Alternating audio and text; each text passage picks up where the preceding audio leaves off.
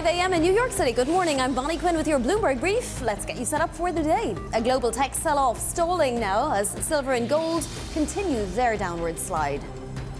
Investors punishing Alphabet on its capex plans, Arm and Qualcomm on their forecasts.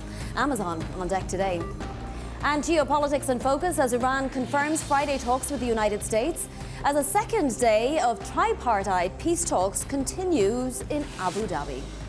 Let's take a look at these markets. We have futures really just deciding on a direction at this point. Nasdaq 100 futures up about 0.1% right now. This, of course, after we erased all of our gains and more on the Nasdaq 100 yesterday. A really tough day for tech stocks. It's been a tough month, really, for tech stocks. And we have more earnings on deck today. It seems investors' bar is so high for these tech stocks. Anything displeases them. Capex plans, for example, if they're too high. Memory problems are the latest thing that came out in Arm and Qualcomm results yesterday. Russell 2000 futures just hanging on in there. Let's take a look at bonds because we got the refunding announcement. It looks like it might be back-end skewed, and that might cause the steepener trade to continue. The 30-year yield, as you can see, close to 4.92, but that 2-year yield is down to 3.54 at the moment, and that 10-year yield sort of hasn't decided on direction yet. Does it want to go back to 4.20 or does it want to break out of those ranges? Let's take a look at precious metals because we had that 2-day halt of the slide. In fact, we had a little bit of a recovery even. It looks like the slide is resuming, particularly for silver. Now we're still at nearly $79 an ounce, albeit, but still we're down 11%. Gold firmly back at the 480 level, which would have one time have been a very, very strong gain for gold, but at this point it does seem to be a decline. And the dollar index is strengthening once today. We're seeing yen weakness again. All right, let's get to some individual movers now. For that, we'll go over to London and Chloe Malley. Chloe.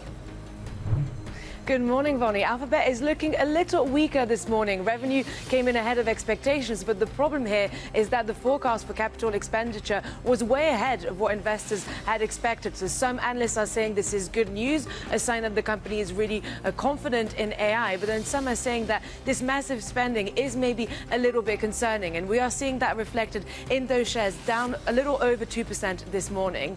On the other hand, the fact that Alphabet is going to be a big spender is seen as a big positive for those companies within the AI infrastructure space. And we are seeing names like Broadcom, which is Google's chip-making partner, for example, move higher this morning in pre-market trading. The fact that companies are unleashing this AI spending means more business coming their way, and therefore this is green across the screen for those AI infrastructure stocks this morning. And finally, Elf Beauty is also in the green after boosting its profit guidance. It said that the performance at Rhode, which is Hailey Bieber's skincare and beauty brand that it just recently acquired, had been particularly strong, and so we are up actually almost 8% this morning for this consumer brand. Definitely a good acquisition there for Elf. Chloe, thank you so much. And coming up in this hour, we're going to be speaking with Kit Juckes of SocGen on the weakness we're seeing in the dollar. Our top story then, a sell-off in tech stalling as shares of Alphabet fall in the pre-market after outlining an ambitious capital spending plan to win AI customers. Revenue from AI solutions built by our partners increased nearly 300% year over year, and commitments from our top 15 software partners grew more than 16x year over year. Joining us now is Tom McKenzie, host of Bloomberg Tech Europe. So the Alphabet story is always a little bit different because Alphabet has its paws in so many things, right, Tom? What were investors not happy with when it comes to capex plans, given that it has a lot to spend capex on? Well, indeed, and to your point about having its fingers in lots of pies, this is a diversified business everywhere from the chips that they produce, the TPUs, through to the data centers, to the AI models themselves, in which they now are arguably leading, to that touch point with consumers as well. And that's why Alphabet has outperformed some of the other mega cap tech names that we've seen, certainly year to date, more than that, in fact, over the last 6 months or so. So maybe it's a bit of profit taking from investors, because top line was this is a solid set of numbers coming through from Alphabet. Yes, the capex is huge, and certainly that is one of the headlines and one of the attention grabbers. $185 billion potentially at the up end of the forecast for 2026. That's more than the previous 3 years combined. But here is the context. They have a backlog of demand for the data center business of around $250 billion US, which just shows that demand that they're having to service, hence the capex spend.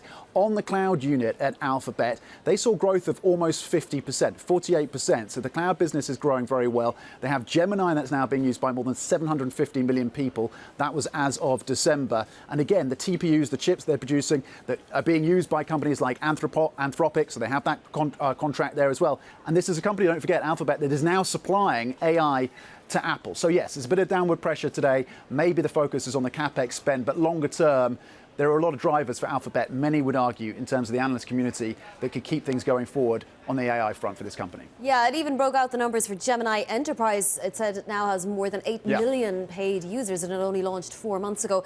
Tom, I want to move to the memory problems, because Qualcomm and Arm were also hit by this concern that there's a memory shortage and it's spreading.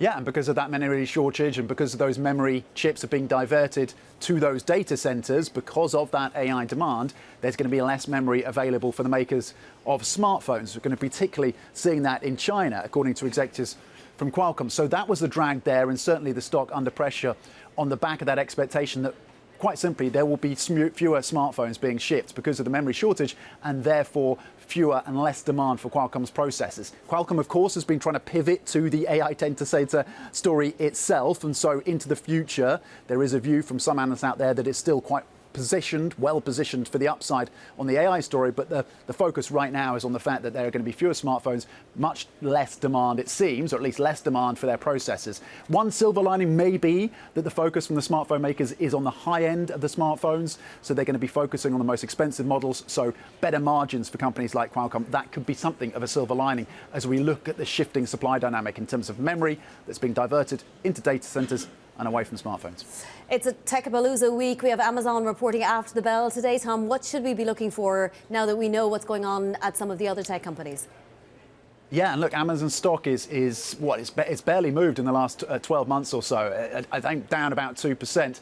The focus, of course, will be on both CapEx for Amazon, but also on AWS, on cloud and CapEx. Two familiar themes, of course, Vonnie, for you. So in terms of AWS, the expectation is you're going to see growth of about 20% or thereabouts, 21%.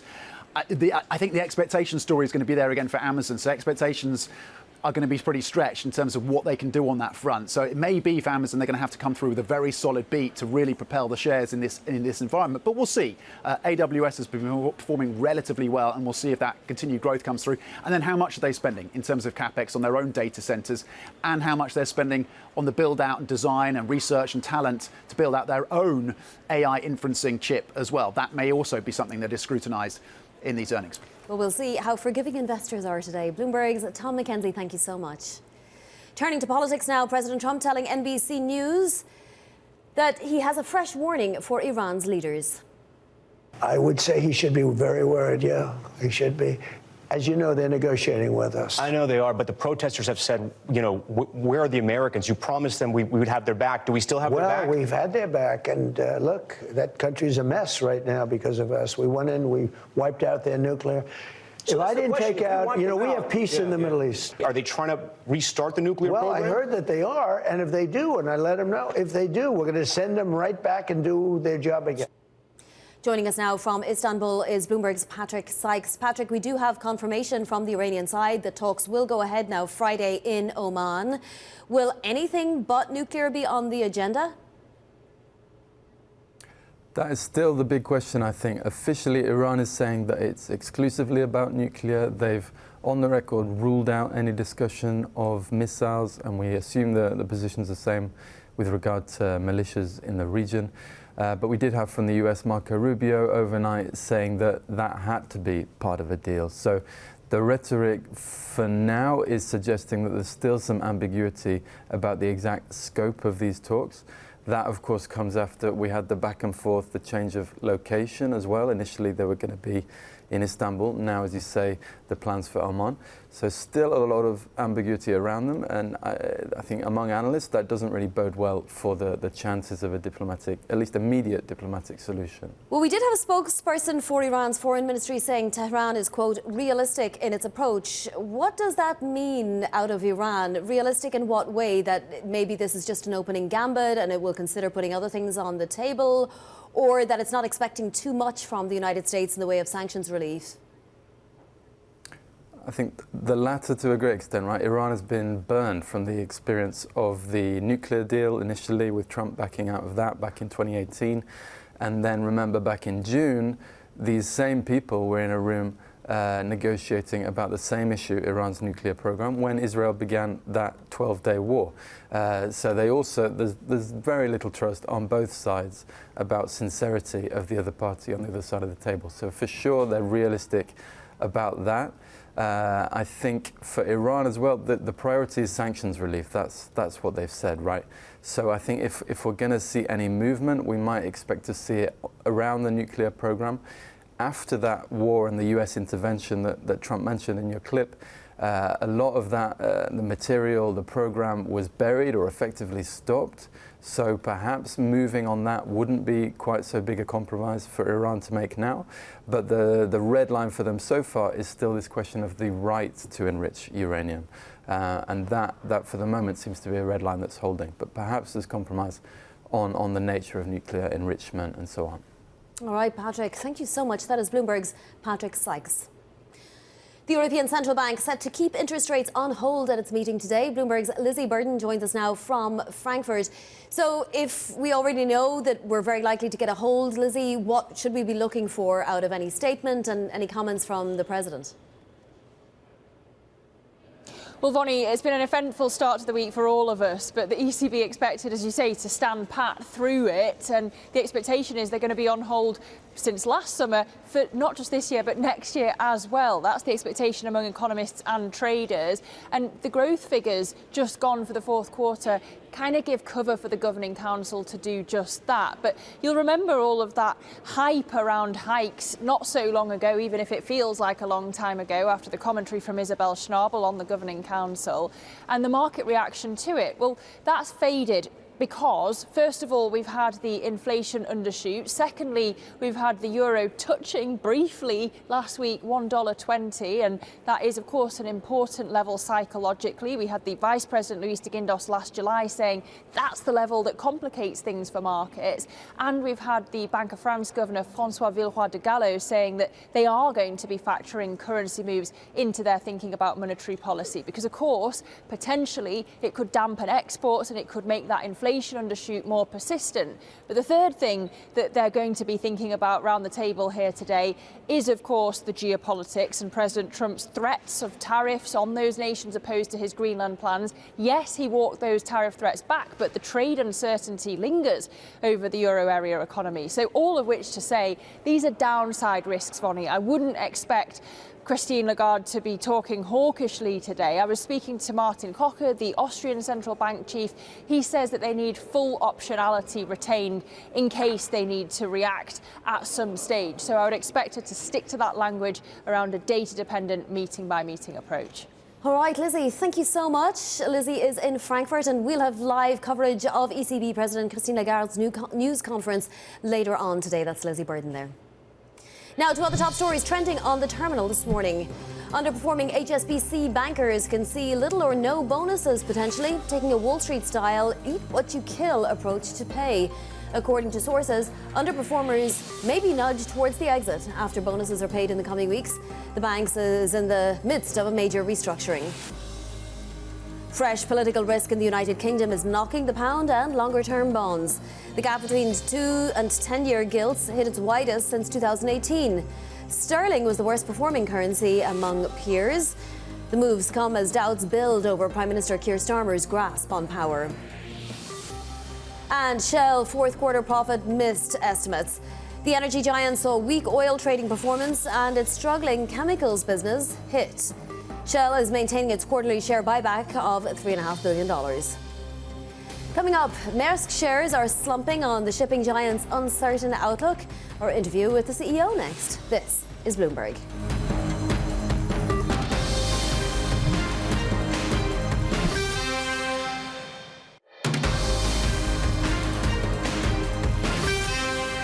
This is Bloomberg Brief. I'm Bonnie Quinn in New York. Maersk shares are lower by about 5.5% now after reporting its latest earnings. CEO Vincent Clare says the company could face challenges with the reopening of Red Sea routes. He spoke with Bloomberg's Guy Johnson. When you look at 2026, is still the big amount of uncertainty that there is around a couple of key fronts.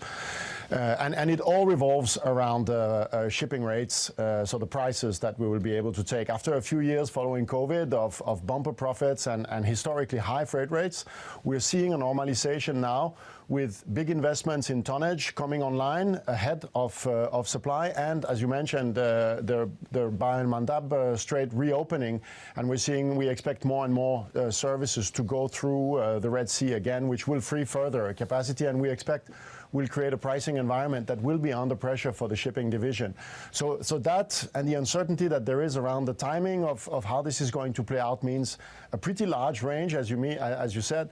The rest of the business, though, continues to progress. Underlying demand for the services that we provide, whether it is in shipping, in terminal, or in logistics, remains strong. There's good opportunities for growth. There's good opportunities also for further margin progression. The one thing that is a big question mark is the freight rate environment, the pricing environment in the shipping. Okay. And that's going to be determined by, amongst other things, the Red Sea, as you say. What's your level of confidence that the Red Sea is going to continue to reopen? We've got Iran-US talks taking place over the next few days. Huge amounts of tension in the region. We've got a carrier group from the US that's just arrived. What is your level of confidence that that Red Sea story is going to evolve kind of as anticipated right now?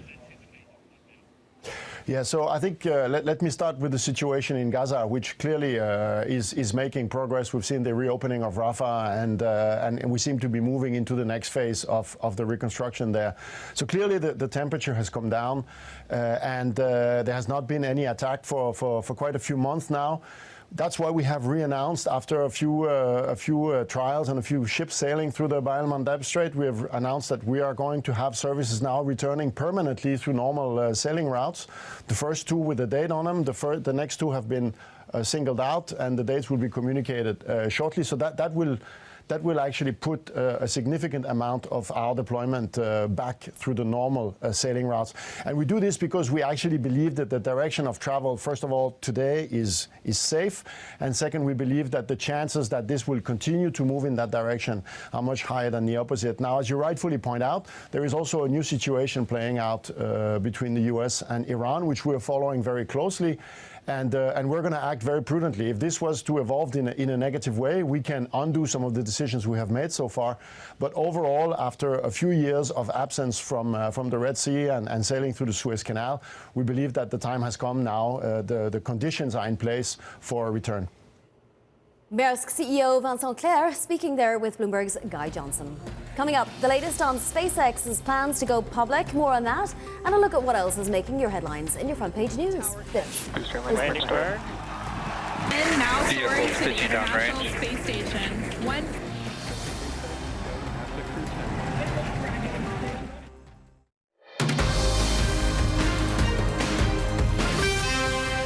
This is Bloomberg Brief. I'm Bonnie Quinn in New York. Time now for your front page news. First up on the Wall Street Journal, SpaceX is looking for an early boost for its shares after its IPO later this year. According to the Journal, advisors to Elon Musk have reached out to major index providers for guidance on getting included in the indexes sooner than usual. The process typically takes several months, even a year after a public debut. Inclusion, of course, unlocks access to retail and institutional capital. Next up, the Washington Post is reporting the Supreme Court has cleared the way for a California voting map that bolsters Democrats. It's a major victory for the party as it looks to offset a nationwide push by Republicans and President Trump to redraw congressional maps to gain advantage in this year's midterms. The ruling will remain in effect while a lawsuit challenging California's map works its way through the courts. And finally, the New York Times on that call between President Trump and China's President Xi Jinping. The Times says the lengthy phone call covered a range of issues, including Iran, Ukraine, and soybeans. Mr. Trump described the call as, quote, excellent, long and thorough.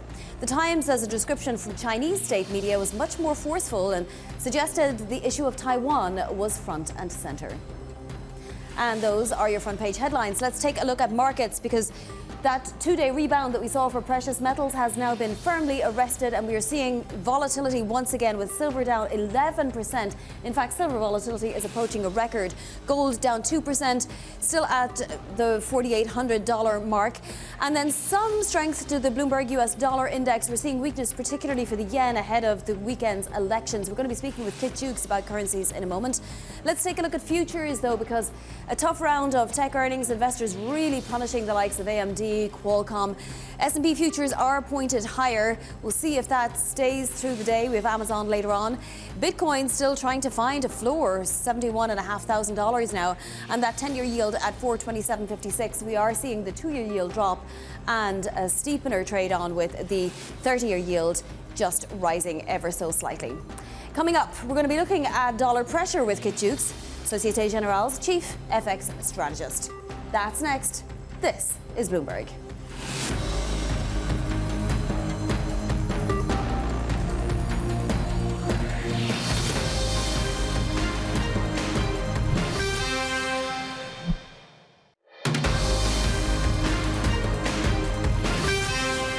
It's 5:30 a.m. in New York City. Good morning, I'm Bonnie Quinn with your Bloomberg Brief. Let's get you set up for the day. The global tech sell-off stalling potentially as silver and gold continue their downward slide. Investors punishing Alphabet on its capex plans, Arm and Qualcomm on their forecasts. Amazon is on deck today. And oil drops as Iran confirms Friday talks with the United States, easing immediate risk of military strikes. That said, oil's still above $64 here in New York. Now look at that, we have a turned around picture. So futures pointed firmly higher. This after a pretty major sell-off yesterday. The Nasdaq really erasing all of its gains for the year in yesterday's session. It was down 1.8% at the close. The Russell 2000 is continuing on its merry way. It's the leader this year, and I guess it aims to remain that way. If we look at bonds, we are seeing a steepener trade in place. We did get the refunding announcement. It shows the next round of Treasury sales is pretty back-end loaded, so we have the 30-year yield above 4.92, but that 2-year yield is lower now. It's at 354.71. And let's take a look at metals, because we had that 2-day arrest in the slide, even a rebound for silver and gold. Well, the drop has resumed. Silver down is more than 11%. Its volatility approaching a record. Gold down another 2.2%. And the US dollar index, even though we're weaker generally, that dollar index is higher today versus the yen and a couple of other currencies. So for some stocks to watch, let's get to Chloe Melly now in London. Chloe. Good morning, Vonnie. Alphabet is weaker this morning because of those big spending plans. So the capital expenditure forecast came in way ahead of what analysts and investors had expected. And the reaction has been a little bit mixed. Some are saying that this is good news, a sign that the company is committed to and confident in AI, whilst others are saying that this massive spending spree might be perhaps a cause for concern. And so while that might be the case, this is actually a cause for celebration for AI infrastructure stocks. So those are the companies that make AI gear, companies like Broadcom, which is moving higher this morning because companies unleashing this AI spending is going to be beneficial for those companies. And so we are seeing the likes of Broadcom, Marvel Technology, Applied Materials, all moving higher this morning in pre-market trading. And finally, we've got Elf Beauty, which is also, well, actually, let's go first to Broadcom, Marvel, Applied Materials, as I was mentioning. And then finally to Elf Beauty, which is also in the green this morning after boosting its profit guidance. It seems that it has made one particularly good move, which is the acquisition of Rhode, the skincare and beauty brand from Hailey Bieber. The strong performance there is going to be driving those prospects for the company going forward, and it is up more than 8% in pre-market trading. Chloe, thank you so much. Chloe Melly there. The Bloomberg Dollar Spot Index headed for its first back-to-back gains in almost a month, but it's generally at its weakest level in nearly 4 years. Kit Juckes says it's thanks to the relative weakness of US rates and the impression that President Trump would welcome and continue to welcome a weaker dollar. Kit Juckes is Chief FX Strategist at SocGen, and he joins us now. So Kit, is the direction of travel fairly set? What would arrest this decline in the dollar, this weakness that persists? It's a fight between two forces, really, in the sense that the US economy is still outperforming everybody else. The market is pricing in rate cuts that might get rates down a little bit towards neutral, but nothing more than that, because there's a desire for lower rates, but probably the inflation and growth outlooks don't really support it. The other side of it is just the will of the president, or the will of the president and the Treasury Secretary to have a weaker currency because they believe that'll help them rebalance global trade. And that's a more complicated issue. You can see the political risk. You can measure the political risk now dragging down the dollar at the same time as on mornings like this morning when the markets are nervous and risk off. You can see the dollar rising on those. So we're in a tug of war. That means the euro-dollar exchange rate, which drives DXY to a large degree, is in a pretty tight range. So, not doing anything very exciting. And then you've got all sorts of other currencies moving much more dramatically. I think at some point, I don't always think that the economy is going to win. And if the US economy doesn't run into a recession, we'll have a stronger dollar before the end of the year. But right now, it's a tug of war. Kit, what do you make of the Kevin Warsh pick? Assuming that he does become Fed chair, is it for certain that he's going to cut rates? I mean, President Trump thinks so, but there does seem to be some kind of an impression out there that he could surprise the president.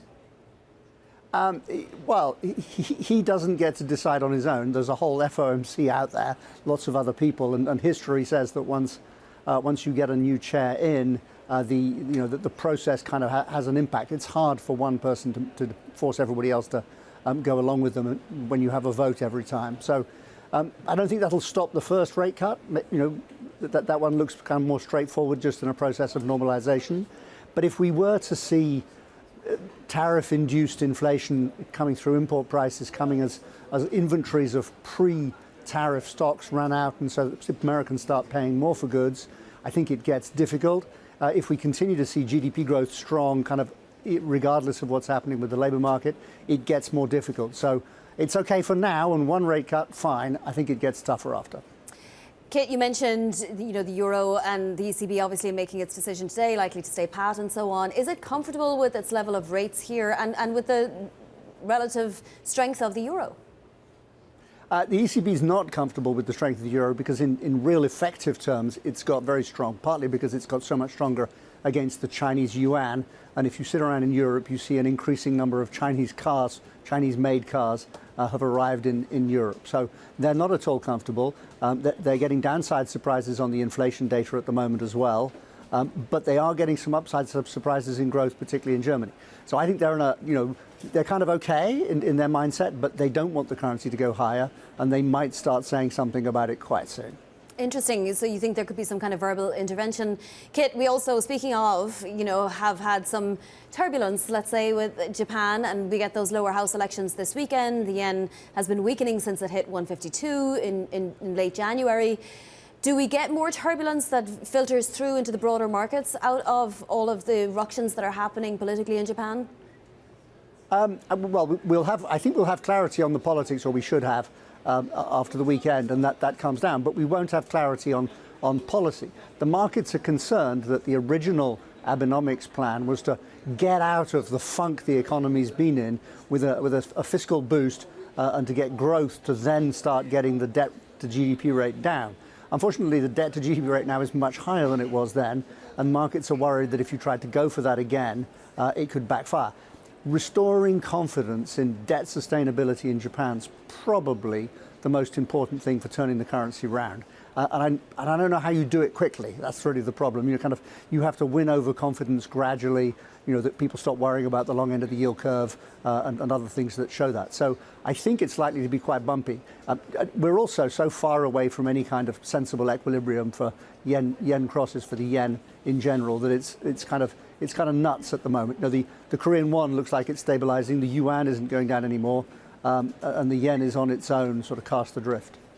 Kit, as you look out through the year, I mean, we have the RBA already kicking off its hiking cycle. It's the first major central bank to do so. But generally, it's going to be a long year, right? And the US market is still looking for 2 rate cuts and so on. All of this could change multiple times. Where do you see the points in the year where we might see some turbulence, some difficulty, some tantrums, some jitters, let's say, in either the rates or the currency markets? I think the first half of the year is where things are difficult, in the sense of, and it's this conflict between, let's call it geopolitics and economics. Then that needs to sort of settle itself down so we understand what we're doing. We we're just reacting to headline after headline after headline after headline at the moment. Then we can get back to the economy, and that's more tricky still, just because, for example, I don't know, if we were to have a labour market report this week, I wouldn't know what to do with it, because it's decoupling from the economy at this point in time in the US. So it's going to be difficult, but I think we should settle down to relative growth, relative rates being more important at the back end of the year. All right, Kit. Well, lucky for you, we don't have that data this week, but we will have it next week, apparently, on February 11th. Kit Juckes, always a real pleasure speaking with you, SocGen's Chief FX Strategist. Thank you. Now to other top stories trending on the terminal this morning. Underperforming HSBC bankers could see little or no bonuses this year. The bank taking a Wall Street-style eat-what-you-kill approach to pay. According to sources, underperformers may be nudged towards the exit after bonuses are paid in the coming weeks. The bank is in the midst of a major restructuring. Fresh political risk in the United Kingdom is knocking the pound and longer-term bonds. The gap between 2- and 10-year gilts hit its widest since 2018.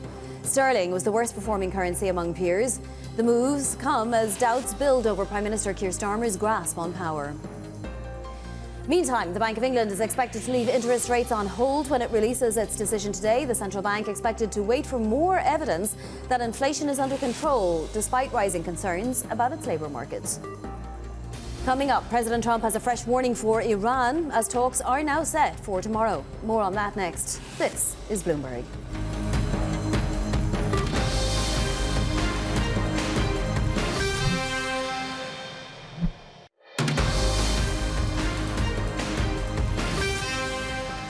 I would say he should be very worried, yeah, he should be. As you know, they're negotiating with us. I know they are, but the protesters have said, where are the Americans? You promised them we would have their back. Do we still have their back? Well, we've had their back, and look, that country's a mess right now because of us. We went in, we wiped out their nuclear. So if I didn't take out, we have peace in the Middle East. Are they trying to restart the nuclear program? Well, I heard that they are, and if they do, and I let them know, if they do, we're going to send them right back and do their job again. President Trump there sending Iran a fresh message during his interview with NBC News. Diplomatic talks between Washington and Tehran are set for tomorrow. Joining us now from Washington is Mika Sollner of Bloomberg Government. What should we be hoping for out of these talks, Mika? Yeah, these talks are going to be very critical right now with both countries, the U.S. and Iran, coming in with very different expectations set. This is going to be the first time that the U.S. has really engaged in negotiations since the U.S. military bombed Iran's nuclear program, essentially. And tensions are very high right now between the two countries, with President Trump really escalating rhetoric and threats against Iran since they have cracked down on protesters on the ground too. So I think that we're going to see the White House and President Trump come in very bullish in these talks too. We also have tripartite talks, a second day of tripartite talks going on in Abu Dhabi with Ukraine, Russia and the US. What should we expect out of those talks? And, are we any closer to a breakthrough? Yeah, this has been a strong frustration point for the White House, I would say. I know that Caroline Leavitt this week said that the president has been increasingly disappointed, but not surprised by Russia's actions against Ukraine. I think that we are going to see more in terms of the concerns about a potential arms deal with the expiration of a critical. Think we may be frozen there. That is Mika Sollner in Washington, D.C., and we're always very grateful, Mika Sollner of Bloomberg Government. Turning to tech, sell-off in tech stalling now as shares of Alphabet fall in the pre-market after outlining an ambitious capital spending plan to win AI customers. Revenue from AI solutions built by our partners increased nearly 300% year over year, and commitments from our top 15 software partners grew more than 16x year over year. Joining us now is Bloomberg's Matt Bloxham of Bloomberg Intelligence. So, Matt, it's a one-day move in the shares. We shouldn't read too much into it. But is there a problem with Google having a $185 billion capex spending plan?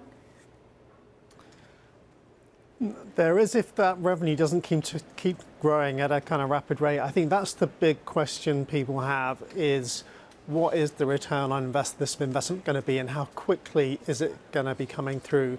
I mean, they're kind of, Personally, I think they're doing the right thing because, we've seen recently Meta plan to double their capital spending in 2026. There is still very much a land grab going on out there for data center capacity, power, chips, and if you're not in that game, then your kind of mid to long-term outlook is severely impeded. So I think they have to spend, they have to match their big rivals, and they have to figure out ways to kind of make that investment pay off. And actually, when you look at the operating results of Google, they're doing a pretty good job. I think the core parts of their business, which is essentially their ads business, which is 75% or so of revenue, grew faster than expected.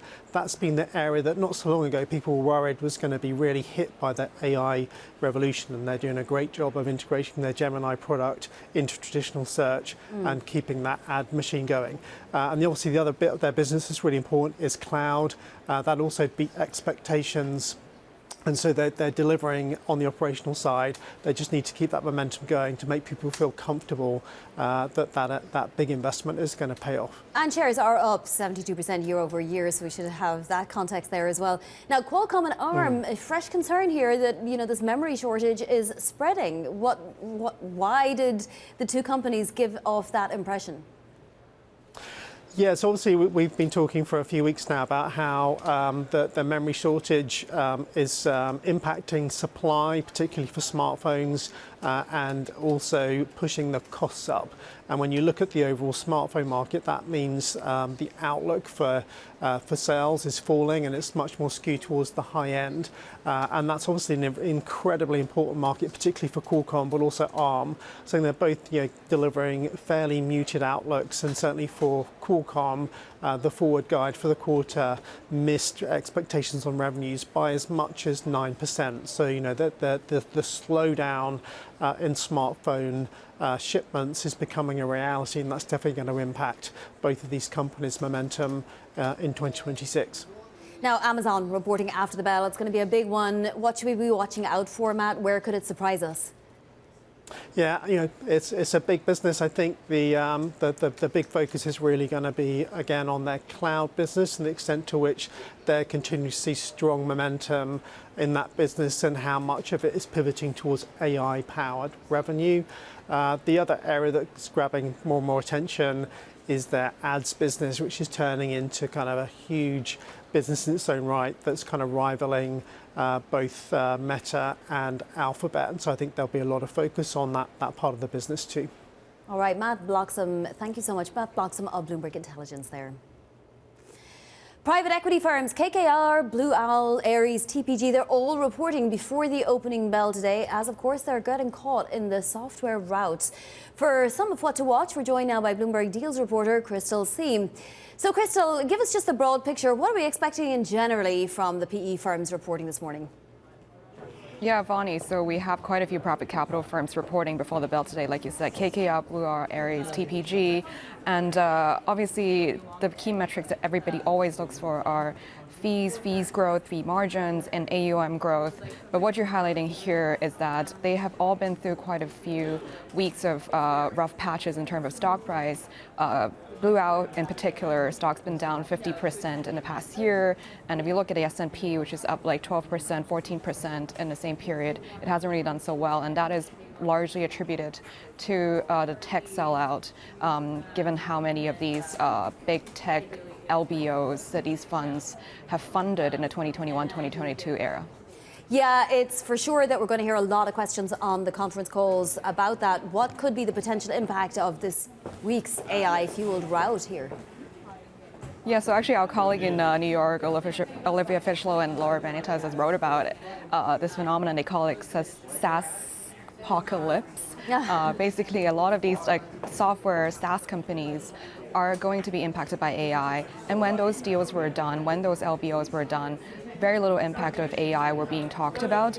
And these private capital firms had done a great role in funding these takeovers. So we'll be closely watching what management in these firms are going to say about tech, about AI, about the impact of AI in tech. That is going to be a very, very big focus. And other than that, the one thing that I am particularly watching is any comment on private capital firm consolidation, so M&A of these big firms. It's been well talked about that, Blue Owl has been very acquisitive over the years. This big combination between them and Dial, anything to come after that is also a big focus. Yeah, I mean, will we get a picture after all of these conference calls and everything everybody says today of the health of the industry in general? Because some of these firms, are in different sectors to others, right? They're not all direct competitors in parts of their businesses. So, you need sort of a broad idea of the health of the industry first before you can dive in, right? That's true. So they all focus on slightly different things. For instance, Blue Owl is a little bit more exposed to the private equity market because they actually take a lot of GP stakes in various private equity firms. So how private equity impacts them most, but all of them actually have quite similar investment strategy where they do private credit. Some of them have more real estate. So it is going to be a very complex earnings result. So it will take us some time to look through it. All right. Well, we'll see if that SaaSpocalypse phrase continues to hold water after today's conference calls. Crystal C, thank you so much. That is Bloomberg's Crystal C of our deals team. Coming up, we'll get you set up for your trading day with more earnings and central bank decisions. This is Bloomberg.